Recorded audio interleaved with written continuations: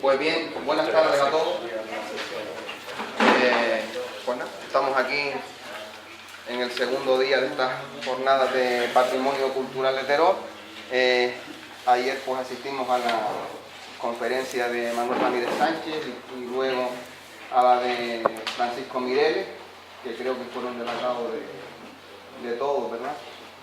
Les tengo que pedir disculpas porque me toca hacer el papel de malo, ¿verdad? El tiempo es el que es y claro, para no retrasarnos mucho, pues en algunas ocasiones tuve que ir cortando un poco, entonces les pido disculpas. Hoy estaremos un poquito más relajados, ¿verdad? Y entonces eso, les pido disculpas por eso, pero bueno, encantadísimos de que al final de cada conferencia pues se genere debate y que haya preguntas y todo lo demás. O sea que por nuestra parte encantado. Y que se aprenda. Y que se aprenda, para eso estamos. Entonces tenemos aquí con nosotros a María de los Reyes Hernández Socorro, Mayelle, catedrática de Historia del Arte, profesora de la Universidad de Las Palmas de Gran Canaria, una persona que en realidad no necesita presentación porque es un referente para la historia del arte en Canarias, ¿no? Yo creo que pocas personas aficionadas al arte no la conozcan, ¿verdad? Una persona que también, pues, vinculada de alguna manera a Teror y a las jornadas, no es la primera vez que está aquí con nosotros. El año pasado tuvimos el honor de tenerla aquí entre nosotros con aquella conferencia dedicada a la mujer, ¿verdad? La figura de la mujer. En otras ocasiones también en el 2007, recuerdo, con motivo de aquella exposición dedicada a la iconografía de la Virgen del Pino, ¿verdad? Una exposición realmente pues preciosa, espectacular, que tuvo lugar ahí en el Palacio Episcopal, pregonera del Pino hace unos pocos años, publicaciones también relacionadas con Teror en la obra colectiva del Pino que editó la provincia, el catálogo de la exposición que se editó con motivo de la exposición esta que les acabo de comentar de la iconografía. En fin, que Mayelle para nosotros es una persona conocida y que estamos encantados pues de tenerla aquí. El título de la conferencia de hoy, un patrimonio para la eternidad, la ciudad de los muertos de Vegueta, un tema sobre el que ella también ha trabajado bastante, y a ella también le debemos el informe que se realizó para que el cementerio de Las Palmas fuera declarado como bien de interés cultural. Y después también, si ella me lo permite, tiene también en preparación un libro sobre el cementerio de Las Palmas que estaremos encantados de poder verlo cuando se edite, cuando se publique. Pues nada, les dejo con la conferenciante. A partir de ahora tienes 45 minutos, pero bueno, con tranquilidad, tampoco... Muchísimas gracias a Alexis, muchísimas gracias al Ayuntamiento de Teror, al concejal de Patrimonio y de Cultura y Festejos y desde luego porque siempre es una maravilla poder estar aquí en esta localidad, una localidad verdaderamente significativa en todo lo que es Gran Canaria y en Canarias en general, ¿no? O sea que, y desde luego para mí con muchísima relación desde que era pequeña, ¿no? Desde luego tener un tiempo ya concreto para hacer una exposición es difícil, sobre todo cuando el tema te gusta, te interesa. Entonces lo intentaré. Ya le he comentado a Alexis que cuando llegue el momento que me avise un poquito antes para poder reducir, ¿de acuerdo? Así que sí que iré rápida, porque es que si no será complicado no hacerlo. Me permiten que lo hagan de pie porque no sé hacerlo sentado. Siempre doy las clases y hago todo de pie y por lo tanto me van a permitir que esté de pie. Bien, ahí tienen el título, La ciudad de los muertos de Vegueta. Yo quiero mostrarle primero la ciudad de los vivos. La ciudad de los vivos en el lugar donde se encuentra el cementerio, que es Vegueta. Ahí están viendo además un lugar, una fotografía de Marcos de Rada, donde se observa perfectamente algo que es muy importante, la simbiosis entre el patrimonio cultural, las casas que están viendo, el centro histórico y la vela latina que ven detrás también, ¿no? Esa unión, como ambas cosas confluyen para dar a esta ciudad de Las Palmas de Gran Canaria pues un realce importante. Y eso también vamos a verlo con la ciudad de los muertos. Bueno, ahora tenemos además incluso el monumento más significativo de lo que es el patrimonio en Canarias, que es la Catedral de Santa Ana, que la tienen ahí, ¿no?, presidiendo precisamente toda esa zona donde surge la ciudad y el núcleo histórico de Vegueta. Y recuerden que el cementerio en principio se llamó de Las Palmas, cuando se ha declarado BIC hemos puesto de Vegueta, porque hoy en día Las Palmas tiene 4 cementerios, entonces lo correcto, lo lógico es decir cementerio de Vegueta, por el centro histórico donde está ubicado. Bien, quiero empezar con un cuadro. Es un cuadro de un pintor austriaco, está en el Museo de Bellas Artes de Berlín. Me gusta mucho ir a los museos, siempre que voy estoy viendo a ver alguna otra cosa, porque yo creo que de todo se puede aprender y todo se puede relacionar. Fíjense que es el Día de Todos los Santos, lo que se representa así. En Viena, lo mismo que ocurre en España y en las Palmas de Gran Canaria. La gente va a los cementerios a poner flores fundamentalmente el Día de Todos los Santos. Ahí lo estamos viendo. ¿Quiénes son? Pues son probablemente una madre y una hija, por la relación que tienen, vestidas de negro elegantemente con flores, pero yo quiero que se fijen en una cosa. Ahora lo estamos viendo de lejos. Vamos a acercarnos un poquito más. Bueno, este es el artista, y ahí están viendo las personas, perfectamente ataviadas para ese Día de Todos los Santos, pero están solas. Eso es una cosa que yo también quiero tener en cuenta. La ciudad de los muertos es la ciudad del olvido y también la ciudad de la soledad, a pesar de que hay muchos que comparten esa soledad. Ahí lo están viendo, bien ataviadas, leyendo un libro, y fíjense en cómo todos los elementos que ven por detrás, todo lo que son las lápidas funerarias, son más grandes en este acercamiento. Pueden un poco también con esta figura, que además están arrodilladas y por lo tanto en un plano más inferior. Las flores, sin embargo, dominan casi todo lo que vemos ahí. Ahí están viendo cómo las sombras, y cómo son muy grandes, están solas y ellas están ahí. Bien, dejemos eso porque ahora volveré otra vez a relacionarlo con Las Palmas de Gran Canaria y con Vegueta. Ahí tiene el procedimiento de cómo se hincó, que es lo que les he fotocopiado para calificar de bien de interés cultural en la categoría de monumento en el cementerio de Vegueta. Eso fue en el 2008 y ya en el 2010 ya tenemos cómo se consigue que sea un bien de interés cultural. ¿Por qué? Porque se estaba degradando. Aún así todo, es necesario que la gente se conciencie y que haga determinadas cosas que cumpla determinadas cosas en cuanto a formas de colocar de las lápidas, en cuanto a colores, en fin, en cuanto a no colocar elementos que puedan alterar o perturbar la idea de este bien de interés cultural, ¿no?, de conservación para la posteridad. Ya entramos en la ciudad de los muertos. Fíjense en el primer plano que les pongo. Estamos viendo una visión desde arriba donde se ven todo tipo de tumbas, pero es una ciudad, es caótica. Luego les explicaré cómo empieza todo. Ahí lo vemos como caótico desde arriba. Hay mezclas de capillas grandes, capillas pequeñas. Aquí casi no vemos nichos. ¿Por qué? Los nichos no están en la parte más interesante o principal o donde se inicia el cementerio. Los nichos van a estar en una zona más apartada. No son para la gente más importante. La gente más importante prefiere tener en primera vista de playa, en este caso en primera vista más cercano a lo que es la parte exterior, lo que llamamos el patio antiguo. Ahí es donde quieren estar sus capillas, que luego también veremos. Pero fíjense cómo al fondo, ahí no vemos mucho, pero aquí sí, ¿qué ocurre? La ciudad de los vivos se está tragando la ciudad de los muertos. ¿Han visto ahí cómo sobresale por encima de las tapias? Tapias que ocultaban antes lo que era la parte antigua, la parte que correspondía precisamente a los muertos, a esa ciudad de los muertos. Ahora no, ahora están viendo que es al revés. ¿Por qué? La ciudad ha crecido, antes estaba extramuro y ahora forma parte de lo que es el entorno de Vegueta, por la parte sur, lo que es la Baja Vegueta y el entorno sur de Vegueta. No se puede hacer nada. Es verdad que este cementerio no se puede ampliar más, ha tenido ampliaciones, como vamos a ver, no se puede ampliar más. ¿Quién se entierra ahí? ¿Quién tiene capillas? ¿Quién tiene nichos?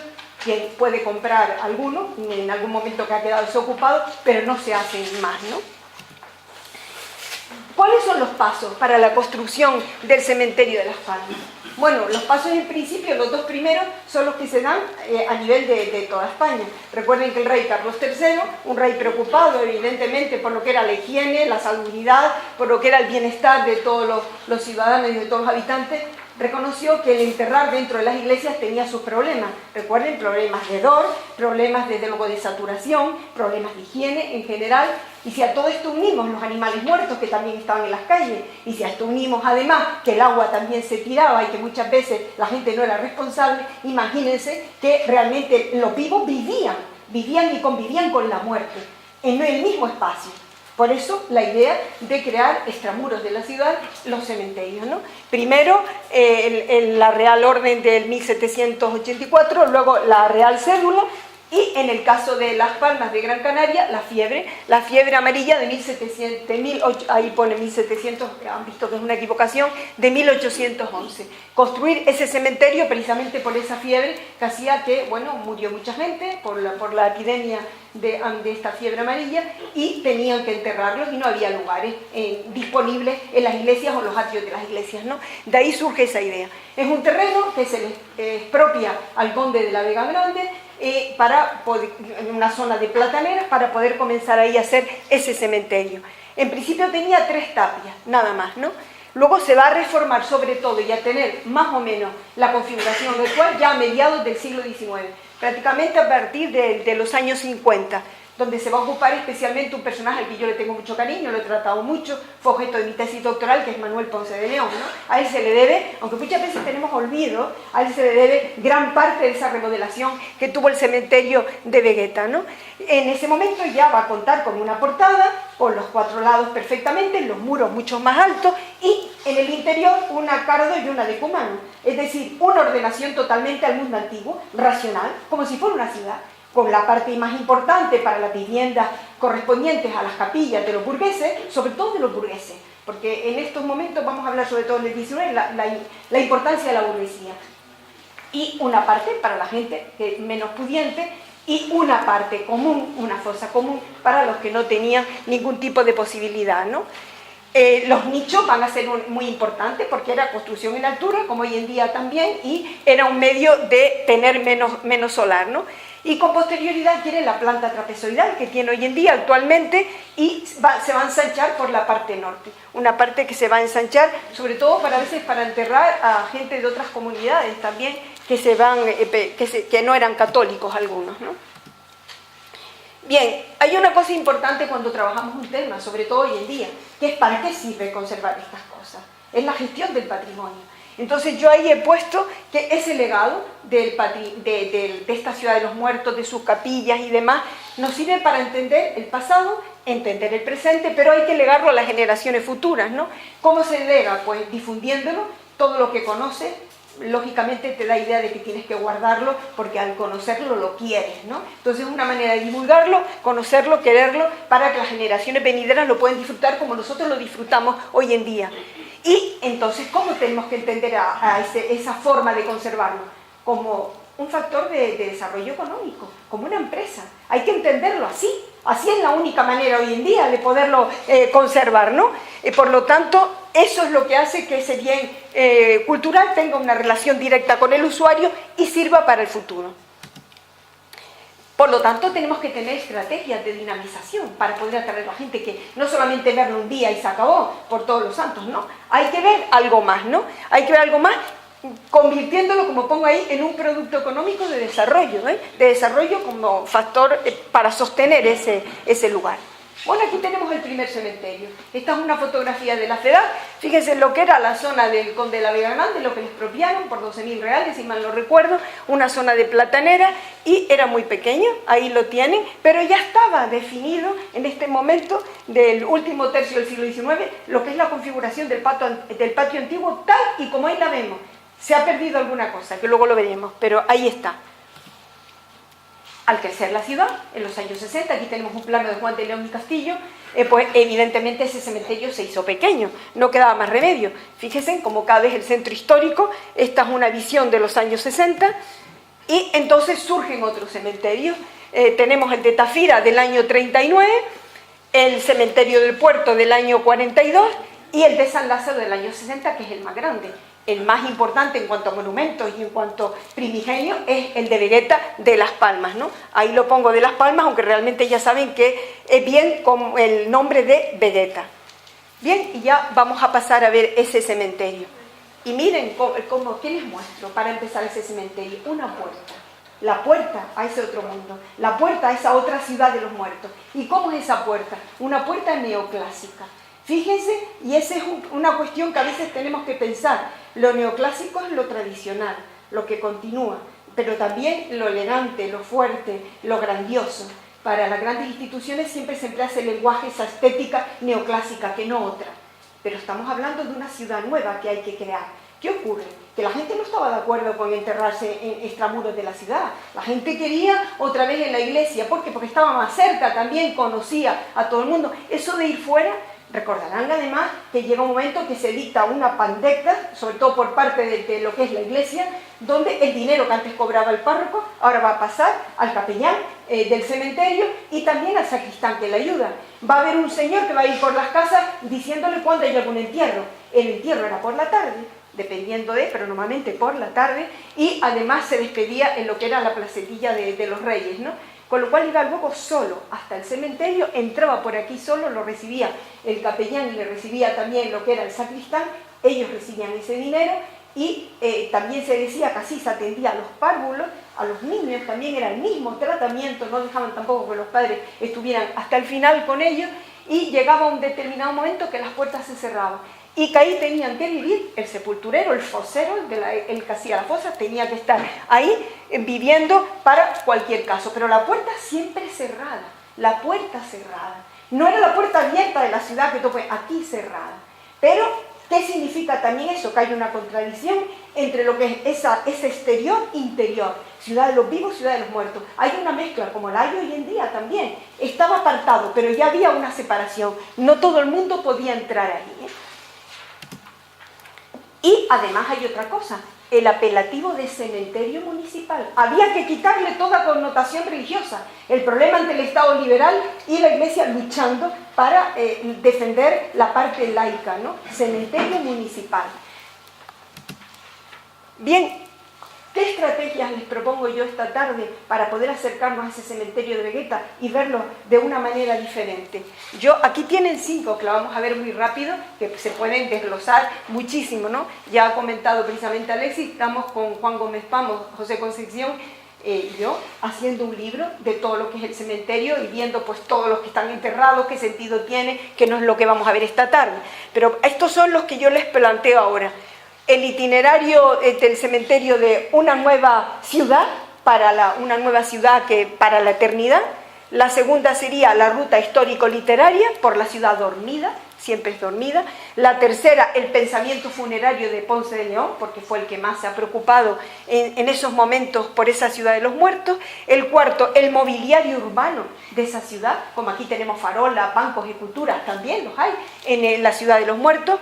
Y la quinta, y a la que hay que tener desde luego un cierto cuidado y leerla con detenimiento, el ayer y el hoy, los eternos durmientes de la ciudad alternativa, requieren una protección de su espacio urbano. Ellos no pueden protestar por lo que hacemos ahí, ellos no pueden protestar y verán como hay muchos desmanes. Luego hay que, de alguna manera, nosotros podemos pensar por ellos como otros pensarán por nosotros en su momento, ¿no? Bueno, aquí tienen esas puertas de una nueva ciudad para la eternidad, ¿no? Aquí tiene precisamente ese cementerio extraurbano que, en definitiva, lo que tenemos es una metáfora del cambio. El templo de antes, donde se enterraban, se cambia por el templo cementerio. Cementerio porque está en las afueras y sirve lugar para dormir en este caso para el descanso eterno de los muertos. ¿En qué se lucha por aquí? Por el olvido.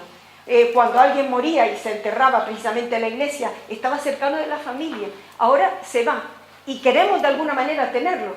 Entren en esa ciudad de los muertos y verán cómo hay fotografías, verán cómo hay flores, verán cómo hay objetos que el difunto muchas veces quería, en los nichos se ven y también en la fosa.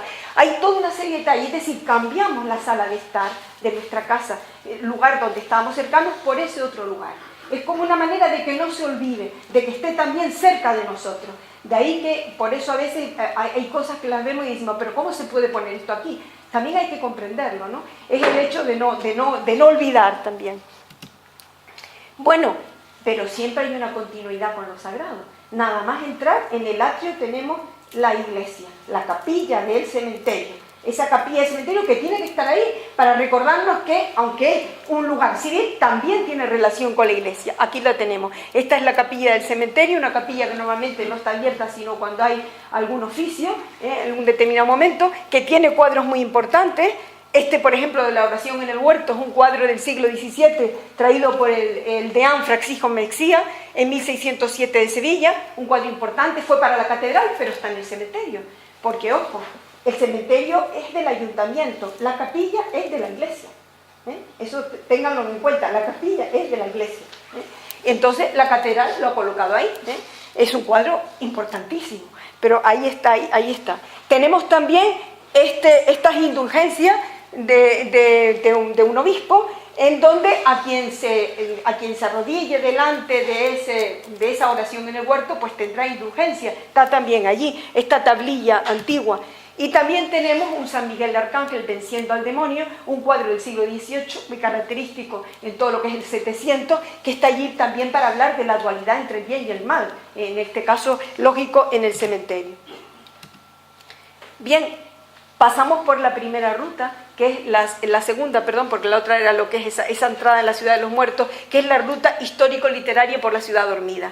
¿Cómo pasamos? Por una puerta. Por una puerta, y esa puerta que están viendo ahí es una puerta que está hoy de los años 90. Había una puerta antigua de 1870 hecha por Ponce de León, diseñada por él, y un buen día recuerdo que fui y estaba otra nueva.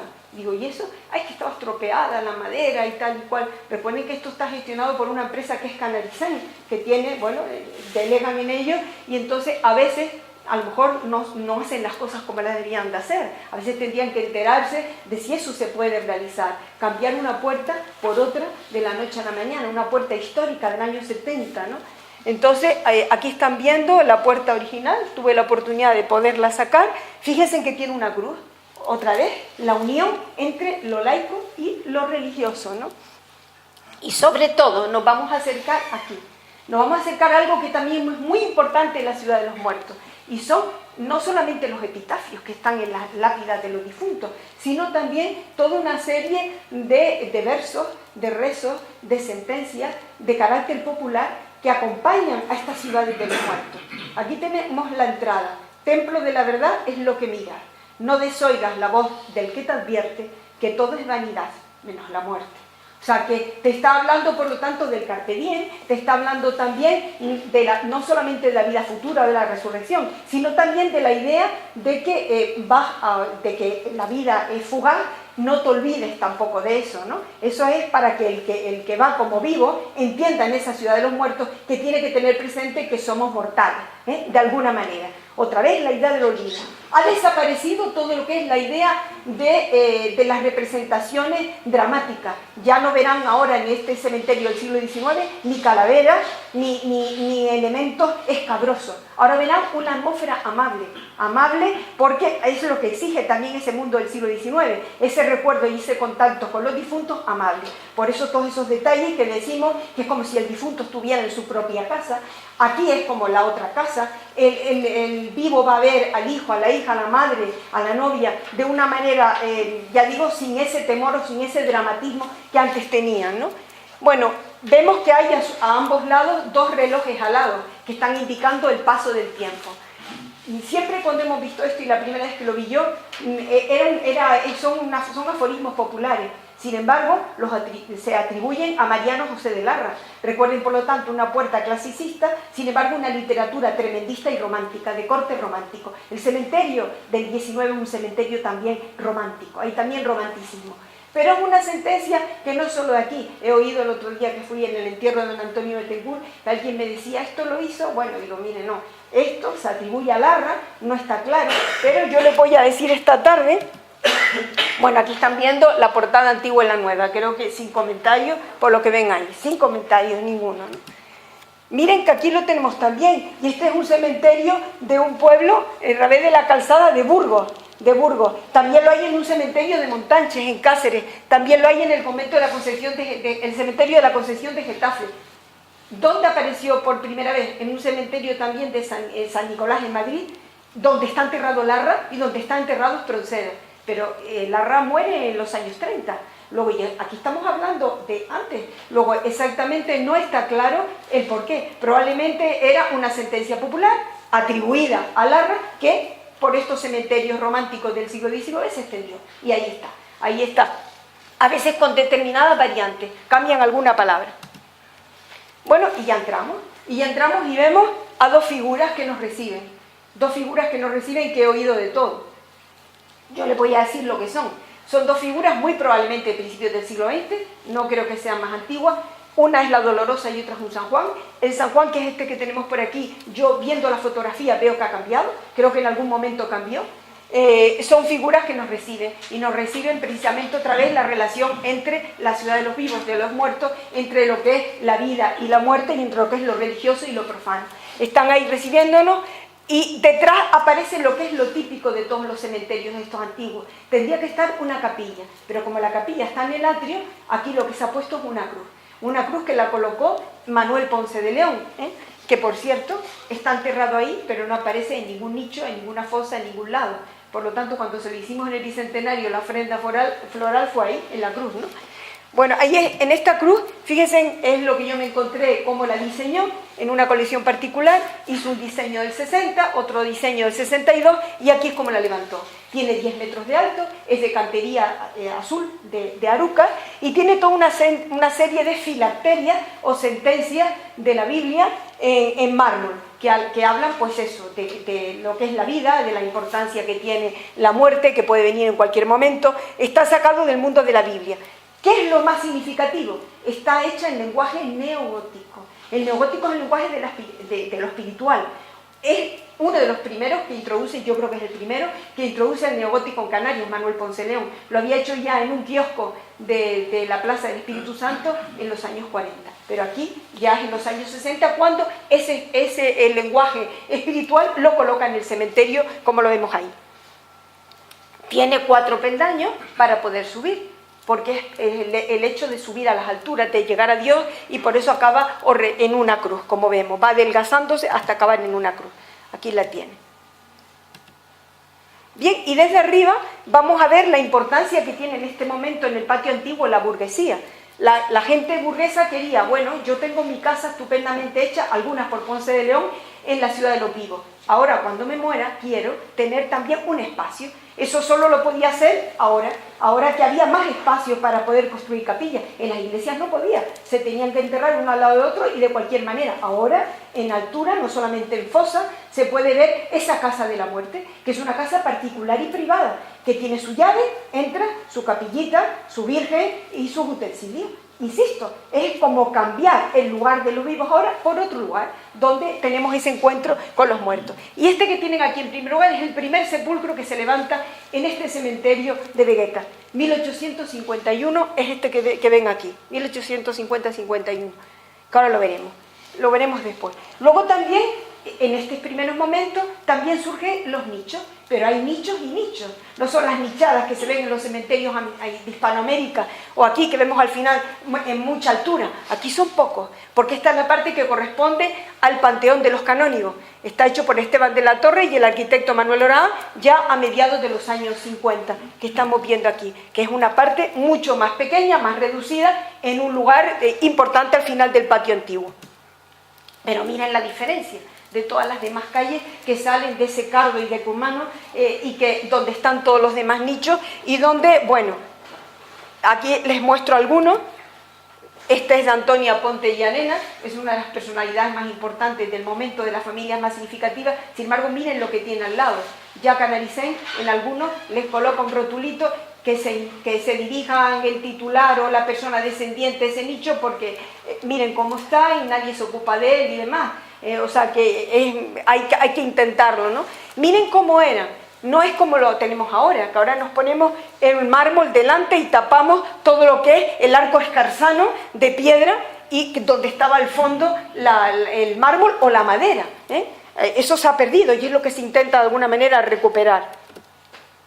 Vemos este como uno de los más interesantes, de los obreros que fueron precisamente atacados por problemas también que tenían con el partido del momento del poder, el partido leonista, a principios del siglo XX. Vemos que es diferente también. Vemos este otro también de los más antiguos, de madera, incluso miren las flores como muchas están marchitas, pero es como una ley de la selva, como no haya un sentido homogéneo de cómo puedes pintar, qué lápida puedes colocar, qué color puedes elegir, esto puede ser cualquier cosa, ¿no? Ahí están viendo que también hay italianos, hay extranjeros, varios en distintos lugares, ¿no?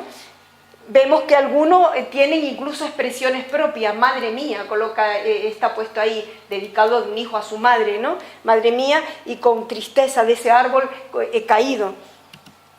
O este otro que es un pequeño sepulcro con un sentido escénico, como lo ven, por la cortina que corre y muestra un poco el catafalco. O este otro que es de la familia de Agustín Millares Torres, miren cómo ya está directamente colocado y hemos olvidado lo que es el hueco con la piedra. O Nicolás Massieu Falcón, artista, también fue cónsul de Italia en Canarias durante 40 años, ahí está también. Bueno, hay de Fernando de Castillo el Conde de la Vega Grande, a pesar de que tiene un gran mausoleo preparado y donde están también los padres en el sur, pero también tienen aquí algún nicho. Rafael Monzón, toda la familia del pintor Monzón. Bueno, este es Santiago Tejero Sabarri, recuerden que hizo la monografía de Luján Pérez y también fue pintor. Y miren, este ya de corte más modernista, como vemos con un ángel, pero también hay quien no tenía nada. Quien no tenía absolutamente nada, ni para nicho, ni para fosa, ni para capilla. Y entonces entraba en el osario común, como ven ahí, esta foto, desde luego dantesca, de Fernando Ojeda, donde se ven cómo se apilan los cadáveres de cualquier manera, ¿no? En un lado del cementerio. O este otro que ya se ven los ataúdes abiertos y demás, y que son bastante dramáticas de ver, ¿no? Bien, y ya pasamos a lo que es el pensamiento de Ponce de León. Bueno, aquí tienen la esquela funeraria de Ponce de León. Ven en la parte superior que hay un ataúd y cipreses. Lo primero que se dijo cuando se iba a hacer el cementerio es que tenía que tener cipreses. Sabemos, por documentación que hemos visto, que hubo desde luego árboles, pero no cipreses. Los cipreses están ahí, pero no los tenían, ¿no? Para, de alguna manera, agradar también con la vegetación a ese sueño de los muertos y también a los propios vivos. Bueno, aquí tenemos uno de los monumentos desconocidos que hizo Ponce de León para el cementerio de Las Palmas. Era el monumento a José de Viera y Clavijo. José de Viera y Clavijo, los restos reposaban en un nicho de mala manera. Estaba tan estropeado que los canónigos dijeron que había que buscar un lugar más digno. Mientras ese lugar digno se buscaba, se quitaron y se colocaron en el panteón de los canónigos en uno de los nichos que antes les mostré. Y luego pasaron a la catedral, como están hoy en día en la capilla de San José. No se hizo nunca este monolito, un monolito donde las cenizas se iban a poner en la parte central, como ven, y estaba pues con guirnaldas y con motivos florales, y con los hachones abiertos que está significado en la entrada en la otra vida, que desde luego nunca se realizó, no se sabe exactamente por qué.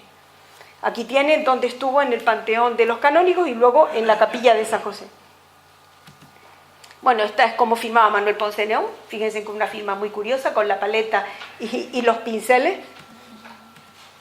Aquí lo vemos, fue también, dirigió la estafeta de correos de Las Palmas. Bueno, aquí lo vemos de mayor, formó parte de todo lo que originaron el Museo Canario, está ahí. Y este es un libro que se conserva en colección particular, donde están los borradores de todo lo que son los diseños y los edificios más importantes que levantó toda la ciudad. Libro al que tuve ocasión de poder acceder en colección particular, y entonces pude ver todo lo que hizo también con respecto al cementerio. Aquí ven parte de esos borradores y parte de todas esas capillas funerarias, incluso ven la Casa de los Tres Picos, que también es de él, ven parte de la fachada del obispado. Bueno, la ciudad de Las Palmas le debe de todo, y no hay ninguna calle en el centro histórico, ¿no? Está en Alta Vista una. Él perteneció a la Comisión de Policía y Ornato, que es como hoy en día las comisiones de patrimonio. Bueno, aquí tenemos una pintura que le hizo Luis de Madrazo, y él fue el que hizo la primera exposición de pintura que hubo en Canarias en el año 45 en el Gabinete Literario. Bien, y ya pasamos a ver qué es lo que hizo en esta Casa de los Muertos. Bueno, la importancia de las capillas, nada menos que fueron 22 los diseños que él trazó, una amplitud de espacio que hacía posible que esto se pudiera hacer, y la importancia también de restablecer la relación de la casa del vivo con la tumba, con la casa del muerto. Esta es la primera tumba que antes les mostraba. Es la tumba de los Manrique de Lara. Se hizo porque un niño, Agustín Manrique de Lara, a los 4 años muere de cáncer, así me lo encontré en la documentación, y se le entierra. Y luego muere su hermana Magdalena de 15, que también se le entierra ahí. Uno de los últimos es Agustín Manrique de Lara, me imagino que lo conocerán como hombre coleccionista, amante del arte, en fin. Bueno, pues está ahí también enterrado. Este fue el primer sepulcro que se levantó aquí en el cementerio. Cantería gris, la parte superior con el sarcófago, los florones con llamas para explicar la vida eterna y toda la epigrafía y las lápidas que aluden a quienes están ahí enterrados, ¿no? ¿Y por qué? Está claro que él tenía algún antecedente, y este es el antecedente que nunca se llegó a hacer, que lo están viendo aquí, que lo hizo para, en principio, poder enterrar a parte de unos familiares, pero que nunca se llevó a cabo. Pero ven, la relación es bastante grande. Aquí lo que hay son grifos, pero es que no es nada raro. Todos estos artistas volvían al mundo antiguo, pero el mundo antiguo sacralizaban figuras que eran totalmente populares o totalmente profanas, ellos le dan un sentido diferente. Vamos a verlo como lo hacen también con los ángeles, por ejemplo. Bueno, entre las capillas que hizo Ponce de León, una de las más importantes es la capilla Casabuena, para la familia Casabuena. Es una familia significativa de la ciudad y sobre todo él estaba enamorado de Rosa Casabuena, Bravo de Laguna, que muere víctima del cólera morbo del año 50 y que él se representa precisamente pintándola desde su ventana porque eran vecinos y demostró mucho interés en hacer esta capilla.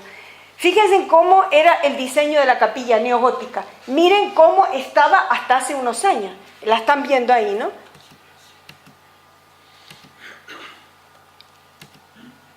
Aquí están viendo otro diseño. Fue una capilla que diseñó hasta el interior todo, porque tenía mucho interés en hacerla por la relación tan fuerte que tenía con la familia.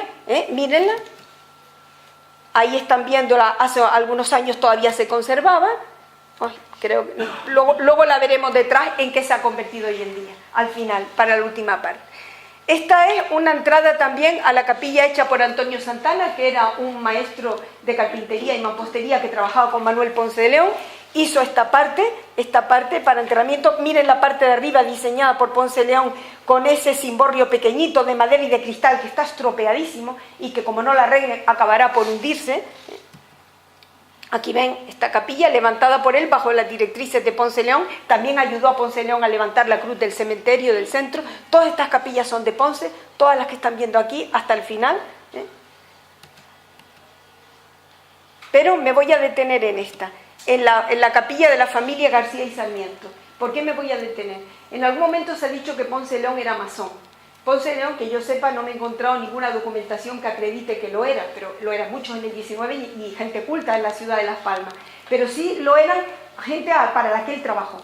En concreto, esta lo hizo para Manuel de la Encarnación y Sarmiento, que era masón, claramente, era un hombre, un naviero relacionado con el mundo de la mar, también comerciante de pescado, muy importante, estuvo metido también en la sociedad constructora de Las Palmas, era un hombre pudiente, tenía mucho dinero, y cuando muere, sus hijos, Manuel y Cirilo, van a intentar hacerle un monumento importante. Es el monumento de carácter ecléctico, aquí conjuga varios estilos, lo clásico, conjuga también elementos del mundo del románico, elementos también neogóticos en algún momento, y vemos cómo en la parte superior del cimborrio ha sido restaurada. Este es un ejemplo de lo mejor que han restaurado los propietarios. ¿Por qué? Porque han llegado hasta hoy en día, y entonces la familia se ha mantenido en poder sustentar ese patrimonio de la mejor manera posible. Aquí la estamos viendo, esta otra que es de Bustamante, un notario, también hecha por Ponce de León, al estilo clásico, y vean cómo la puerta es de cristal y de madera, para que se pueda ver la luz, lo mismo que el lucernario de arriba, para que se pueda ver la luz. Y tienen la lechuza, que es un símbolo también del mundo masónico, que está puesto ahí, justo en la parte superior. Él pertenecía a la logia de las afortunadas. Aquí ven el interior, es una de las pocas que he podido entrar en el interior, porque muchas veces están cerradas y no te dejan. Entonces aquí sí, la Virgen de las Angustias, que la tienen ahí en el momento, y ahí están toda la familia que desde los primeros, que son Manuel de la Encarnación, Sarmiento con su esposa, y todos los demás hasta la actualidad, ¿no? El techo, el carácter también que ellos daban al polígono, el elemento masónico también, que ven ahí. Pero, sin embargo, no solo fue Ponce de León el único que hizo proyectos en Vegueta.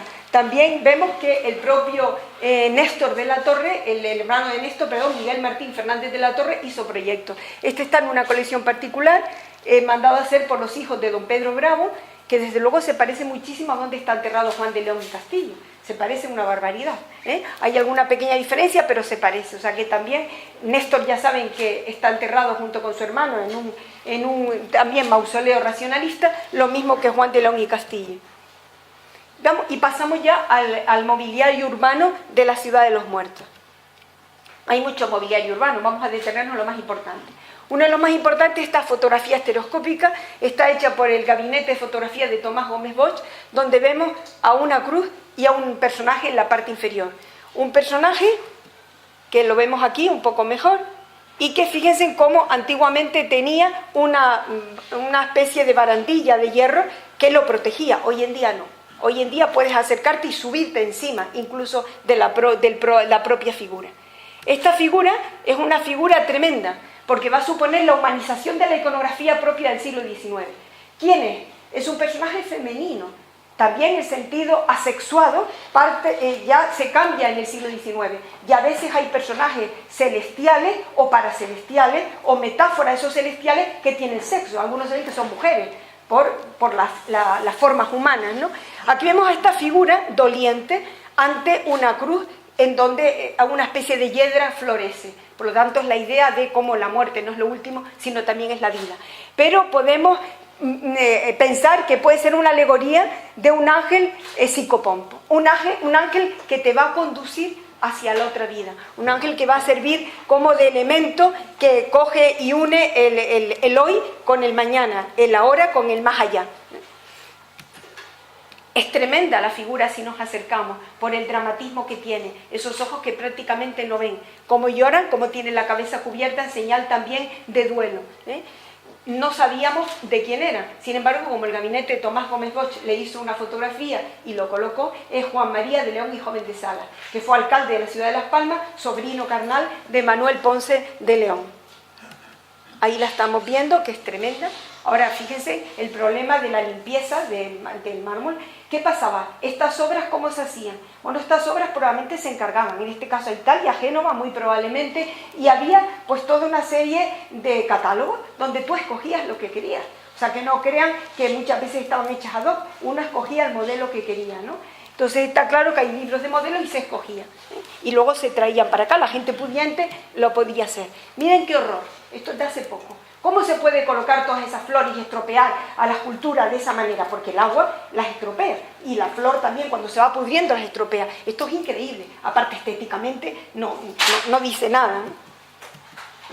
Esta es la casa donde vivió, vean, una casa maravillosa que está detrás de la fuente del Espíritu Santo y la tienen ahí. Y aquí tiene lo que yo creo que es el modelo, esto está en Berlín, en el Museo de Historia de Berlín, es una alegoría de Germania, hecha precisamente por Arnold Michael, y lo que estamos viendo es una copia, pero fíjense cómo es lo mismo, es una alegoría donde está la palma, que es un elemento también del mundo celestial y del mundo terrenal, es la gloria, y cómo es la mujer la que personifica lo que es el sentido de Alemania. Bueno, pues en este caso, esa mujer, la otra, puede ser un ángel o puede ser una mujer que representa lo que es la otra vida. Otro de los monumentos más importantes, quizás para mí el más significativo, sobre todo porque todos son elementos masculinos, salvo un ángel asexuado, y este es un elemento femenino. Es Candelaria Manrique de Lara y Ponte y su hija, la pequeña Candelaria del Castillo y Manrique de Lara. Es una obra de Rinaldo Rinaldi, que es un escultor italiano, discípulo de Canova, uno de los grandes escultores del mundo académico, del mundo clásico, especialista también en temas funerarios, y es una obra de primera magnitud que tenemos ahí en el cementerio, una obra verdaderamente internacional, universal, a todo el mundo le puede interesar. Fue encargo del viudo Fernando del Castillo Westerling. Esta mujer murió con 25 años. Se casó con su esposo con 20, que después de haber muerto no volvió a casarse. Él murió a finales del siglo XIX. Y para conmemorar la muerte de su esposa con 25 años y de su tercera hija, Candelaria, tuvieron otras dos, Candelaria, que es esta la pequeña, que no llegó a los 2 años. no llegó a los 2 años y se murió con respecto a su madre con una diferencia de 3 meses. Imagínense en el duelo, ¿no? La obra es espléndida, espléndida los detalles del mármol, en el sentido también de la religiosidad, en la importancia de la burguesía. Fíjense cómo se parece en el atuendo y en la mantilla a esas mujeres vestidas de negro que les puse yo al principio. Estamos en lo mismo, daba igual, este es un hombre que procede del ámbito italiano, aquel era un pintor vienés, austriaco. ¿Qué pasa? Con el paso del tiempo, bueno, esto pertenecía porque luego el marido fue el quinto conde de la Vega Grande, en ese momento no, luego sería el quinto conde de la Vega Grande de Guadalupe. En su momento le colocaron este otro mausoleo delante de los Manrique de Lara, y claro, fíjense en cómo queda, que casi no se ve, no se percibe como se podía haber visto, cuando yo creo que es el monumento más bonito de todo el cementerio. Miren el detalle de las trenzas, el sentido también de la religiosidad, y mírenla bien porque les voy a poner una fotografía para que vean que aquí sí que no hay un modelo, ahí hay una referencia. Aquí la ven, bueno, horrible lo de las flores también, volvemos a lo mismo, las flores que le colocan, que además cuando se marchitan, porque no van a estar ahí fijos, sino las colocan el día de Todos los Santos y luego nada más, miren cómo se quedan, ¿no? La ternura también de la madre y de la hija. Los detalles de la mantilla que son increíbles. Y aquí Rinaldo Rinaldi, Roma, porque muere en Roma. La huella en el mármol, en el cojín del piececito. Ahí lo tiene. Fecit en Roma, F Roma. Esta es ella. ¿Ven cómo sí que se parece? La fotografía de Candela, la pobre que con 25 años. Otro de los monumentos importantes es el monumento de los náufragos italianos. Recuerden que este fue un suceso que ocurrió en 1888, pero que años más tarde se decidió hacer un monumento por parte del gobierno italiano, el consulado italiano. Un vapor Sudamérica con el vapor France, uno que venía de lo que era Argentina, pero que iba a Génova, quiso aquí entrar en la zona de Gando, tuvo un choque con otro buque, un buque, el France, tuvo ese problema y al final, bueno, desde luego de la gente que había gente en primera clase, como 75 personas, 52 en segunda clase, había como 700 y pico que eran gente desde luego en una clase mucho más modesta, había también bastante gente que eran de la propia tripulación, y murieron, desde luego, un porcentaje elevado, con casi 70 y tantas personas. En ese momento fue, desde luego, el naufragio más importante que había tenido lugar en Las Palmas, ¿no? Y entonces el gobierno italiano, en unión de Las Palmas, decidieron hacerle este monumento. Es un monumento encargado a Italia, a Paolo Trisconio di Ferdinando. Recuerden que él fue el que hizo el Colón, el busto de Colón, que está en la Alameda, el mismo. Entonces, ¿qué vemos aquí? Otra vez lo mismo que antes veíamos.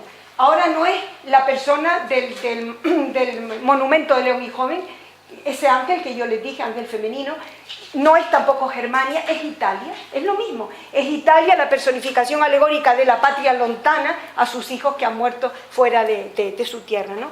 Vemos la roca abajo que está indicando la roca con que chocó el vapor y acabó con la vida de toda esta gente, y ahí lo vemos.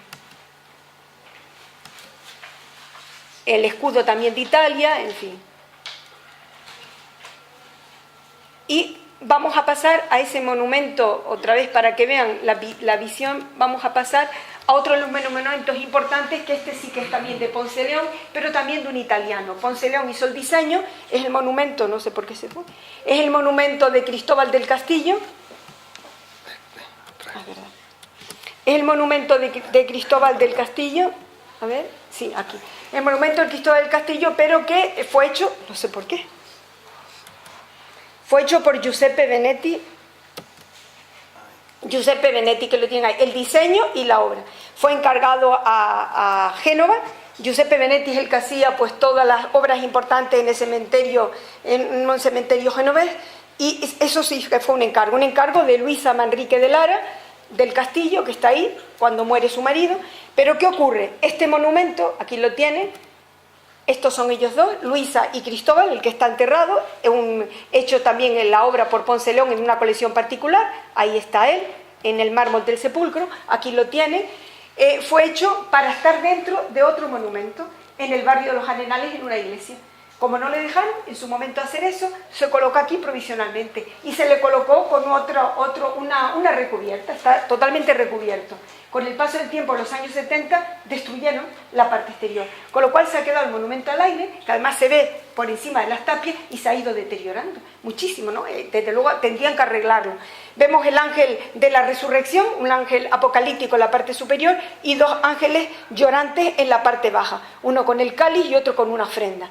El sepulcro es un sepulcro que recuerda a los del 400 florentino, que vemos aquí, por lo tanto es el sentido también ecléctico de Manuel Ponce León. Miren en los ángeles, totalmente con las caras negras, ¿no?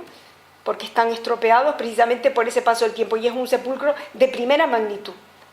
Aquí ven, en una fotografía antigua, todo eso que sobresale de arriba era lo que recubría ese mausoleo, que se tiró en los años 80.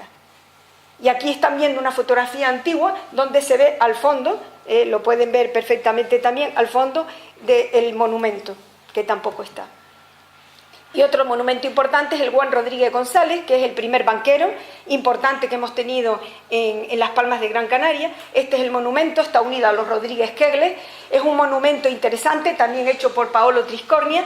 Y lo más importante es que aquí las alegorías son alegorías femeninas que aluden a todo lo que es el mundo de la economía, el mundo también del comercio, como estamos viendo aquí con Mercurio, pero que son personajes encarnados por figuras totalmente femeninas. Vemos también el de la familia Gurier, que es un ángel, pero un ángel distinto, es un ángel femenino, aquí lo ven, también muy estropeado. Por lo que vemos, es el sentido de la sexualización, se ve que tiene pecho perfectamente. La familia Gurier de Aruca, muy significativa en el mundo del azúcar, incluso ahí tienen como en memoria cómo está escribiendo el propio ángel. O este de la familia de José Díaz Falcón, que es también unido pues, a lo que es el mundo de la navegación, un hombre también que pertenecía a una logia masónica, y ahí estamos viendo un ángel también de carácter femenino que cuida su sepulcro, ¿no? O, ya más actual, la familia Bellini es capaz de colocar un ángel desnudo. Directamente hemos visto que cada vez se ha desinhibido mucho más, hemos pasado por los ángeles masculinos tradicionales, femeninos, y ya desnudos como vemos aquí, en este caso en la parte más moderna. Y otro de los sepulcros más significativos es el de Tomás Morales. Aquí estamos viendo una fotografía antigua de Teodoro Maiz, aquí lo ven. Lo importante de Tomás Morales es que el título es una musa, un implorante. Aquí ya no hay figura, aquí no vale nada. Aquí recuerda un poco lo que es el siglo XIV, lo que es la cartuja de Chamol en Dijon, esos llorantes de aquel momento, una vuelta hacia el pasado con una lira que no tiene cuerdas, por lo tanto que no se puede tocar. El bate ya no puede cantar su poesía porque ha muerto. Miren el dibujo previo que está en una colección particular, que Teo Mesa ha hecho un trabajo donde lo ha publicado, y ahí se ve cómo es un pastel y cómo provocó en Las Palmas de Gran Canaria muchísimas dudas, porque decían que esto no era nada, cuando realmente es un sentido hecho por Victorio Macho, que es el autor, un sentido verdaderamente importante de lo que es una estética moderna, contemporánea, donde no hace falta ni siquiera los detalles, se ve el dolor ante la muerte. Y cómo el bate está subiendo esos últimos peldaños o bajando a la propia fosa.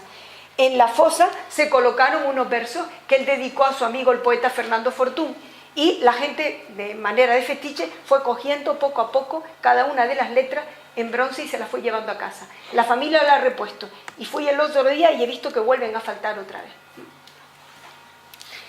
Bueno, aquí están viendo lo que les quería comentar al final.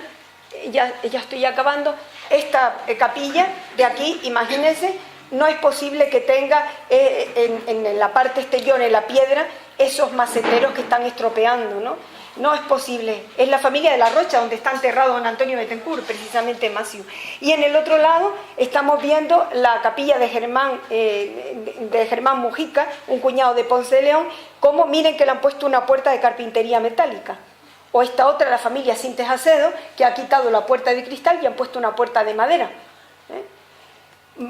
Incluso además tenemos que decir que no nos parece lógico ese panteón de hombres ilustres que se está intentando hacer de cualquier manera, a cualquier precio.